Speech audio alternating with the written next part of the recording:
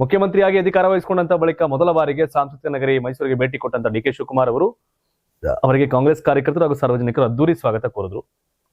Road show ವೇಳೆ ಕಾರ್ಯಕರ್ತರು ವೀಳ್ಯದೆಲೆ ಹಾರ, ಬೃಹತ್ ಆಪಲ್ ಹಾರ ಮತ್ತು ಬೆಲ್ಲದ ಹಾರಗಳನ್ನು ಹಾಕಿ ಮುಖ್ಯಮಂತ್ರಿನ ಸನ್ಮಾನಿಸಿದ್ರು. ವಿವಿಧ ಜಾನಪದ ಹಾಗೂ ಸಾಂಸ್ಕೃತಿಕ ಕಲಾ ತಂಡಗಳು ಮೆರವಣಿಗೆಗೆ ಮೆರುಗು ಕೊಟ್ಟರೆ ನಗರದ ಪ್ರಮುಖ ರಸ್ತೆಗಳಲ್ಲಿ ಬೃಹತ್ ಕಟ್ಔಟ್ ಫ್ಲೆಕ್ಸ್ಗಳು ರಾರಾಜಿಸುತ್ತಿದ್ವು. ಕಾರ್ಯಕ್ರಮದ ಹಿನ್ನೆಲೆಯಲ್ಲಿ ನಗರದಲ್ಲಿ ಬಿಗಿ ಪೊಲೀಸ್ ಬಂದೋಬಸ್ತ್ ಕೂಡ ಏರ್ಪಡಿಸಲಾಗಿತ್ತು. ಈ ವೇಳೆ ಸಾರ್ವಜನಿಕರನ್ನ ಉದ್ದೇಶಿಸಿ ಮಾತನಾಡಿದಂತ ಮುಖ್ಯಮಂತ್ರಿ ಡಿ.ಕೆ. ಶಿವಕುಮಾರ್, ನಾನು ಮೂಲತಃ ಕನಕಪುರವದನಾದರೂ ಮೈಸೂರಿನ ಅಳಿಯ. ನನಗೆ ಕನಕಪುರ ಮತ್ತು ಮೈಸೂರು ಎರಡೂ ಒಂದೇ. ನಾನು ಎಷ್ಟೇ ದೊಡ್ಡ ಹುದ್ದೆಗೆ ಹೋದ್ರೂ ಮೈಸೂರಿನ ಅಳಿಯನಾಗೇ ಇರ್ತೇನೆ ಅಂತ ಭಾವುಕರಾಗಿ ಹೇಳಿದರು. ರಾಜ್ಯದ ಅಭಿವೃದ್ಧಿಗೆ ಜನರ ಆಶೀರ್ವಾದವೇ ಶಕ್ತಿ ಅಂತ ಹೇಳಿದ ಅವರು, ವಿಧಾನಸಭೆ ಚುನಾವಣೆಗೆ ಮುನ್ನ ತಾಯಿ ಚಾಮುಂಡೇಶ್ವರಿ ಸನ್ನಿಧಿಯಲ್ಲಿ ರಾಜ್ಯದ ಸೇವೆ ಮಾಡುವ ಅವಕಾಶಕ್ಕಾಗಿ ಪ್ರಾರ್ಥಿಸಿದ್ದೆವು. ಜನರ ಆಶೀರ್ವಾದ ಮತ್ತು ತಾಯಿ ಚಾಮುಂಡೇಶ್ವರಿಯ ಕೃಪೆಯಿಂದ ಇಂದು ಸರ್ಕಾರ ರಚಿಸಲು ಸಾಧ್ಯವಾಗಿದೆ ಅಂತ ಹೇಳಿದರು. ರಾಜ್ಯ ಸರ್ಕಾರ ಜಾರಿಗೆ ತಂದಿರತಕ್ಕಂಥ ಗ್ಯಾರಂಟಿ ಯೋಜನೆಗಳು ಇಂದು ದೇಶಕ್ಕೆ ಮಾದರಿಯಾಗಿವೆ ಅಂತ ಹೇಳಿದ ಮುಖ್ಯಮಂತ್ರಿ, ಬೆಲೆ ಏರಿಕೆಯಿಂದ ಸಂಕಷ್ಟದಲ್ಲಿದ್ದ ಸಾಮಾನ್ಯ ಜನರಿಗೆ ಈ ಯೋಜನೆಗಳು ಆಸರೆಯಾಗಿವೆ ಅಂತ ತಿಳಿಸಿದರು. ಮುಂದಿನ 2028ರ ವಿಧಾನಸಭೆ ಚುನಾವಣೆಯಲ್ಲೂ ಕಾಂಗ್ರೆಸ್ ಸರ್ಕಾರವೇ ಮತ್ತೆ ಅಧಿಕಾರಕ್ಕೆ ಬರುತ್ತೆ ಅಂತ ವಿಶ್ವಾಸ ವ್ಯಕ್ತಪಡಿಸಿದ ಅವರು, ರಾಜ್ಯದ ಸಮಗ್ರ ಅಭಿವೃದ್ಧಿಗಾಗಿ ಮತ್ತೊಮ್ಮೆ ಜನರು ಆಶೀರ್ವಾದ ಮಾಡಬೇಕು ಅಂತ ಮನವಿ ಮಾಡಿದರು. ಪ್ರಧಾನಿ ನರೇಂದ್ರ ಮೋದಿ ಅವರ ಮೈಸೂರು ಭೇಟಿಯಾಗುವ ಭದ್ರತಾ ಕಾರಣಗಳಿಂದ ಪಕ್ಷದ ಕಾರ್ಯಕರ್ತರ ಸಭೆಯನ್ನು ರದ್ದುಪಡಿಸಲಾಗಿದೆ. ಆದರೆ ಮುಂದಿನ ದಿನಗಳಲ್ಲಿ ಜಿಲ್ಲೆಯ ಎಲ್ಲಾ ಕಾರ್ಯಕರ್ತರನ್ನ ಒಗ್ಗೂಡಿಸಿ ಬೃಹತ್ ಸಮಾವೇಶ ಆಯೋಜನೆ ಮಾಡಲಾಗುವುದು ಅಂತ ಭರವಸೆ ಕೊಟ್ಟರು. ಇದೇ ವೇಳೆ ಕಾವೇರಿ ನೀರಿನ ಹಂಚಿಕೆ ವಿಚಾರದಲ್ಲೂ ಪ್ರತಿಕ್ರಿಯೆ ಕೊಟ್ಟಂತ ಮುಖ್ಯಮಂತ್ರಿ, ವಿರೋಧ ಪಕ್ಷಗಳೊಂದಿಗೆ ಚರ್ಚಿಸಿ ಸೂಕ್ತ ನಿರ್ಧಾರ ಕೈಗೊಳ್ಳಲು ಸರ್ಕಾರ ಸಿದ್ಧವಾಗಿತ್ತು. ಆದರೆ ಮಳೆ ಹೆಚ್ಚಾಗಿ ಜಲಾಶಯಗಳ ಪರಿಸ್ಥಿತಿ ಸುಧಾರಿಸಿರುವ ಹಿನ್ನೆಲೆಯಲ್ಲಿ ನೆರೆ ರಾಜ್ಯಕ್ಕೆ ನೀರು ಬಿಡುವ ಆತಂಕ ಸದ್ಯಕ್ಕೆ ಕಡಿಮೆ ಆಗಿದೆ ಅಂತ ತಿಳಿಸಿದ್ರು. ಮೈಸೂರು ಅಳಿಯ ಡಿ.ಕೆ. ಶಿವಕುಮಾರ್, ಸಿದ್ದರಾಮಯ್ಯನವರು ಮೈಸೂರು ಸೌಂಡ್ ಇರೋದು, ಬಟ್ ಸಿದ್ದರಾಮಯ್ಯನವರು ಇಲ್ಲದ ಅಂದ್ರೆ ಲೈಕ್ ಮುಖ್ಯಮಂತ್ರಿ ಅಲ್ಲದ ಸ್ಥಾನದಲ್ಲಿ ಡಿ.ಕೆ. ಅವರು ಮುಖ್ಯಮಂತ್ರಿ. ಈಗ ಮೈಸೂರು ತಮ್ಮ ಪಾರುಪತ್ಯ ಸಾಧಿಸಬೇಕಲ್ಲ, ಅದಕ್ಕೇನ್ ಬೇಕಾದ್ ಮಾಡ್ತಾ ಇದ್ದಾರೆ. ಮೈಸೂರು ನಳಿಯ, ನನ್ನ ಕನಕಪುರದ ಮಗನೂ ಹೌದು, ಮೈಸೂರು ನಳಿಯನೂ ಹೌದು ಅಂತ ಮಾತನಾಡ್ತಿದ್ದಾರೆ. ಮುಂದಿನ ಚುನಾವಣೆಗೆ ಈಗಾಗಲೇ ಕ್ಯಾಂಪೇನ್ ಸ್ಟಾರ್ಟ್ ಮಾಡ್ಕೊಂಡಿದ್ದಾರೆ. ನೆಕ್ಸ್ಟ್ ಚುನಾವಣೆಗೆ ನಿಮ್ ಪ್ರಕಾರ ಮುಂದಿನ ಚುನಾವಣೆಗೆ ಕಾಂಗ್ರೆಸ್ಗೆ ವೋಟ್ ಮಾಡ್ತೀರಾ ವಿಧಾನಸಭೆಯಲ್ಲಿ, ಅಥವಾ JDS BJPಗೆ ಹಾಕ್ತೀರಾ? ಮತ್ತಾರನ್ನ ಆಯ್ಕೆ ಮಾಡ್ತೀರಿ? ಕಾಮೆಂಟ್ ಮಾಡಿ. ಮುಂದಿನ ಸುದ್ದಿ ಕಡೆ ಹೋಗ್ತೀರಾ.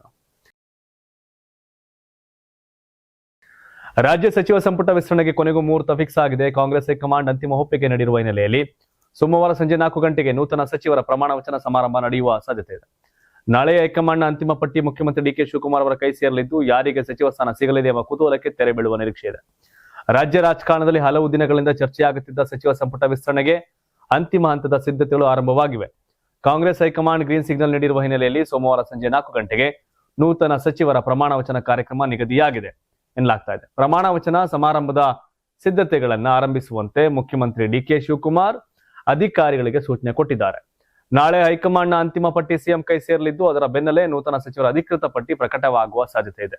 ಮೂಲಗಳ ಪ್ರಕಾರ ಸಚಿವ ಸಂಪುಟದಲ್ಲಿರ್ತಕ್ಕಂಥ 20 ಖಾಲಿ ಸ್ಥಾನಗಳ ಪೈಕಿ ಸುಮಾರು 18 ಸ್ಥಾನಗಳನ್ನ ಭರ್ತಿ ಮಾಡುವ ಸಾಧ್ಯತೆ ಇದೆ. ಈ ಬಾರಿ ಪ್ರಾದೇಶಿಕ ಜಾತಿ ಹಾಗೂ ರಾಜಕೀಯ ಸಮತೋಲನಕ್ಕೆ ಆದ್ಯತೆ ನೀಡುವ ಸಾಧ್ಯತೆ ಇದೆ ಅಂತ ಹೇಳಲಾಗ್ತಿದೆ. ಇನ್ನು ಸಂಭವನೀಯ ಸಚಿವರ ಪಟ್ಟಿ ನೋಡೋದಾದ್ರೆ S Mallikarjun Davanagere, Chaluvarayaswamy Nagamangala, Zameer Ahmed Khan Chamarajpet, Sharath Bachegowda Hosakote, Anekal Shivanna, KS. Basavanthappa ಮಾಯ್ಕೊಂಡ, J. Ganesh Kampli, Rudrappa Lamani Haveri, AS. Ponnanna Virajpet, Beluru Gopalakrishna ಸಾಗರ, ಶಿವಣ್ಣನವರ್ ಬ್ಯಾಡಗಿ, ಶ್ರೀನಿವಾಸ್ ಮಾನೆ ಹಾನಗಲ್, ಮಂಕಾಳ್ ವೈದ್ಯ ಭಟ್ಕಳ ಇವ್ರದೊಂದು ಸಂಭಾವ್ಯ ಪಟ್ಟಿ ಇದೆ. ಈ ನಡುವೆ ಮಾಜಿ ಸಚಿವ ಜಮೀರ್ ಅಹಮದ್ ಅವರ ಸಂಪುಟ ಸೇರ್ಪಡೆ ಬಗ್ಗೆ ರಾಜಕೀಯ ವಲಯದಲ್ಲಿ ತೀವ್ರ ಕುತೂಹಲ ಮೂಡಿದೆ. ದಾವಣಗೆರೆ ಉಪಚುನಾವಣೆ ವೇಳೆ ಪಕ್ಷ ವಿರೋಧಿ ಚಟುವಟಿಕೆ ಅಂತ ಅವರವರು ಆರೋಪ ಮಾಡಿದ್ರು. ಆದ್ರೆ ಕೇರಳ ಚುನಾವಣೆ ಗೆಲ್ಲೋಕೆ ಅವರ ಪಾತ್ರ ಬಹಳ ಇದೆ. ಹಾಗಾಗಿ ಅವ್ರ ಪರವಾಗಿ ವೇಣುಗೋಪಾಲ್ ದೊಡ್ಡ ಮಟ್ಟದ ಲಾಬಿ ಮಾಡಿದ್ದಾರೆ. ಹೀಗಾಗಿ ರಾಜ್ಯ ನಾಯಕತ್ವ ಬಳಿ ಒಂದಷ್ಟು ಕ್ಷಮೆ ಕೂಡ ಕೇಳಿದ್ರು ಅವರು. ಆದ್ರೆ ಇತ್ತ ಶಾಸಕ ಅಪ್ಪಾಜಿ ನಾಡಗೌಡ ಕೂಡ ಸಚಿವ ಸ್ಥಾನಕ್ಕಾಗಿ ಲಾಬಿ ನಡೆಸಿದ್ದಾರೆ. ಮುಖ್ಯಮಂತ್ರಿ ಡಿ.ಕೆ. ಶಿವಕುಮಾರ್ ಅವರನ್ನ ಭೇಟಿ ಮಾಡಿದಂತ ಅವರು ಈ ಬಾರಿ ಸಚಿವ ಸ್ಥಾನ ನೀಡುವಂತೆ ಮನವಿ ಮಾಡಿದ್ದಾರೆ. ತಮ್ಮ ಸಚಿವ ಸ್ಥಾನ ತಪ್ಪಿಸಲು ಕೆಲವರು ಷಡ್ಯಂತ್ರ ನಡೆಸಿದ್ದಾರೆ. ಆದರೂ ಈ ಬಾರಿ ಅವಕಾಶ ಸಿಗುವ ವಿಶ್ವಾಸ ಇದೆ ಅಂತ ಅಪ್ಪಾಜಿ ಹೇಳಿದ್ದಾರೆ. ನೋಡ್ಬೇಕೇನಾಗುತ್ತೆ ಅಂತ. ನಂಗೆ ಕ್ಯಾಬಿನೆಟ್ ಇಷ್ಟನ್ನ ಕಾಯಿಸ್ಬಿಟ್ಟು 2 ತಿಂಗಳಾಗೋಯ್ತು. 3ನೇ ತಾರೀಕಿಗೆ ಡಿ.ಕೆ. CM ಆಗಿ 60 ದಿನ ಆದ್ರೂ ಮಂತ್ರಿ ಮಂಡಲ ಕಂಪ್ಲೀಟ್ ಆಗಿಲ್ಲ. ಸೊ ಈಗ 99% ಆಗುತ್ತೆ ಅಂತ ಹೇಳಿ, 1% ಎಲ್ಲಿ ಮಿಸ್ ಆಗುತ್ತೆ ಅಂತ ಗೊತ್ತಿಲ್ಲ. ಸದ್ಯಕ್ಕೆ 99% ಗ್ಯಾರಂಟಿ. ಸರ್ಕಾರದಿಂದ ಹಂಚಿಕೆ ಮಾಡಿರ್ತಕ್ಕಂಥ ನಿವೇಶನಗಳಲ್ಲಿ ಮನೆ ಕಟ್ಟದೆ ವರ್ಷಗಟ್ಟಲೆ ಖಾಲಿ ಬಿಟ್ಟಿರುವವರಿಗೆ ಸಿಎಂ ಡಿ.ಕೆ. ಶಿವಕುಮಾರ್ ಖಡಕ್ ಎಚ್ಚರಿಕೆ ಕೊಟ್ಟಿದ್ದಾರೆ. BDA ಅಥವಾ BBMPಯಿಂದ ಹಂಚಿಕೆ ಆಗಿರ್ತಕ್ಕಂಥ ಸೈಟ್ ನಲ್ಲಿ ಮನೆ ನಿರ್ಮಿಸದೆ ಖಾಲಿ ಬಿಟ್ರೆ ಅಂತಹ ನಿವೇಶನಗಳನ್ನ ಸರ್ಕಾರ ವಾಪಸ್ ಪಡೆಯಲಿದೆ ಅಂತ ತಿಳಿಸಿದ್ದಾರೆ.